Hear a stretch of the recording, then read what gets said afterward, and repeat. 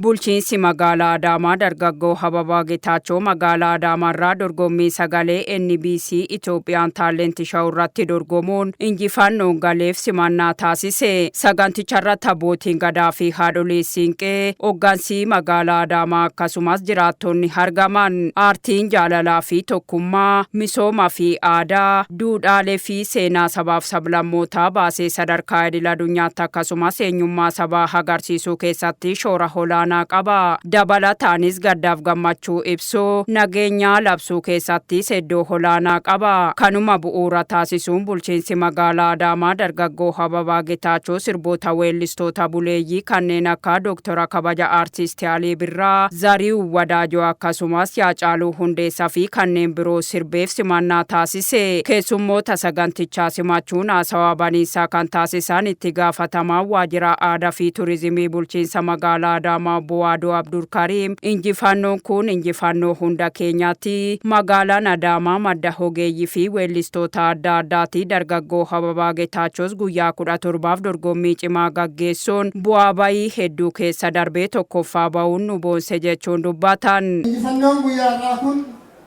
injifannoo nama tokkooti miti. Injifannoo aartistii keenya qofaati miti.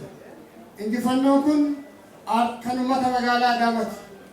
Injifannoon kun kan geggeessaa magaalaa Adaamaati. Walumaa gala magaalli Adaamaa burqaa atileetotaa akka ta'e, burqaa aartistootaa akka ta'e, aartistoonni bubbuleeyyiin magaalaa Adaamaa kana keessaa ba'an burqaa aartistootaa qofa osoo hin taane burqaa goototaa, burqaa tokkummaa, burqaa jaalalaa magaalaa taate irra deebi'uudhaan waldorgommii obsa fixachiisaa akka waliigala biyyoolessaatti gaggeeffamee guyyaa 17 halkanii guyyaa hojjechuudhaan miira injifannoo guutumaan guututti Adaamaa keessaa ba'ee hin injifatamu. Uummata magaalaa Adaamaa boonsuun narra jiraata. Hiriyaa kiyya boonsuun narra jiraata. Ejjennoo jedhuun dargaggoon guyyaa har'aa goota simannaa gootaa goonuuf kun jidduu keenyatti argame kun sadarkaa kan argachuu isaatiif baga gammadde nulleen baga gammanne jechuu barbaada. Dabalataanis dargaggeessi kun kutaa 1 hanga 12 magaalaa Adaamaatti barachuu dubbachuun jaarmiyaalee dargaggootaa keessatti sochii garaagaraa taasisaatii ture. Muuxannoo gaarii kanneen birootiif qooduu danda'e jechuunis dubbatan. Muuxannoon guddaan guyyaa har'aa barannu dargaggoon kun magaalaa kanatti dhalatee magaalaa kanatti guddatee jaarmaalee keessa ture. Dargaggoonni magaalaa keenya keessa jiran waan hundaa caalaa yoo hojjenne, yoo kutanne, yoo xiiqii qabaanne namni bakka yaade ga'uu akka danda'u. Miirri injifannoo jiraannan dargaggeessi keenya injifannoo har'aa qofaan boonuu osoo hin taane injifannoo muuxannoo kanarraa arganne injifannoo dachaa akka galmeessinu dhaamsa koo dabarsaa. Keessummaa kabajaa ta'uu saganticharratti kan argamaniif ergaa kan dabarsan itti aantuun kantiibaa bulchiinsa magaalaa Adaamaa Haadde Seenee Mahammad aartiin jiruuf jireenya uummataa ibsuu keessatti iddoo olaanaa qaba. Dargaggoo Hababaa Getaachoos kana dhugoomsuuf hojii aartiin tokkummaa Itoophiyaa sodaaf shakkii tokko malee addabaabaay'itti agarsiise jechuun ibsan.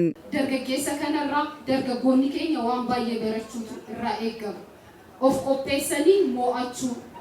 Waan itti qajeelan of qopheessanii mo'achuu irraa baranna waan ta'eef aartiin maal akka ta'e aartiidhaan Itoophiyaanummaa mul'iseera. Tokkummaa Itoophiyaanotaa faarseera.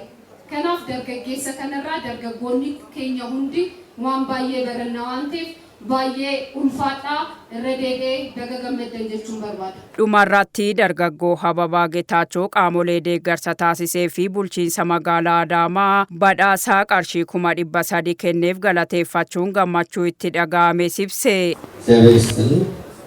ስለተደረገልኝ የክብር አቀባበል ሁላችሁም የአዳማ ከተማ መስተዳድር ሁሉም ሙሉ ሰራተኞቹን በጣም አመሰግናለሁ። የአዳማ ሕዝብ ውድድሩ ተጀምሮ እስኪያልቅ ድረስ አብሮ ስለነበረ አብሮ ስለተጨነቀ ከልብ አመሰግናለሁ። እግዚአብሔር ይስጥልኝ። አዳማ ከተማ አስተዳደር ለዚህ ጀግና የ300,000 ብር ሽልማት አድርጎለታል። 300,000 ብር። ጀግናነ በርታ፣ ከዚህም በላይ ይገባሃል። የ300,000 ብር ጭብጨባችሁ ግን ያንሳል። ሐምሌን ከሰንገሩን ይጥቃል ወንቱማ አለቴ ሰኔ አማይ ሲሉ ቤክተኒ ወንቱማ እንዴ ሰኔ ረገድ